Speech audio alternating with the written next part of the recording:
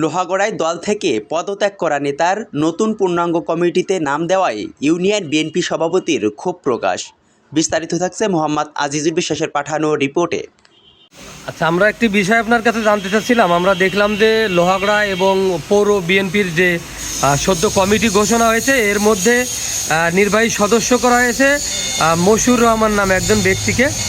S M Moshiur Rahman, তিনি হচ্ছে সাবেক লক্ষ্মীবাসা ইউনিয়ন বিএনপির সেক্রেটারি ছিলেন। 2022 সালে তিনি পদত্যাগ করেছিলেন। পেপার কাটিং পত্রিকা আমাদের কাছে আসে। বর্তমান আপনি তো লক্ষ্মীবাসা ইউনিয়ন বিএনপির সভাপতির দায়িত্ব রয়েছেন। আপনি এই যে যারা দল থেকে পদত্যাগ করলো, আবার তাদের দলের কমিটিতে আগমন, এই বিষয়টি কেমনভাবে দেখতেছেন?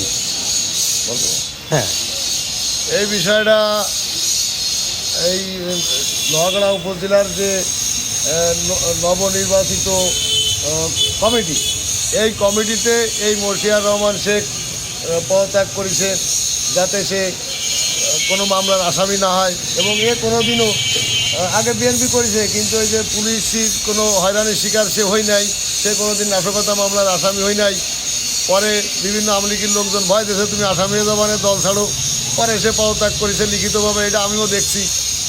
তা এই যে নতুন কমিটি, এই মশিউর রহমানকে নির্বাহী কমিটির সদস্য করা হয়েছে, এ ব্যাপারে আমি 5 নম্বর লক্ষ্মীবাসা ইউনিয়নের আমি সভাপতি, এ ব্যাপারে আমি খুব দুঃখিত।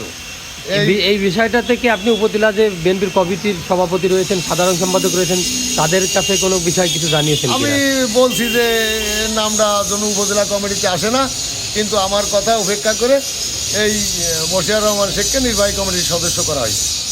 এতে কি আপনার দলের ভাবমূর্তি নষ্ট হয়েছে না? অবশ্যই, এতে আমাদের দলের ভাবমূর্তি ক্ষুণ্ণ হয়েছে।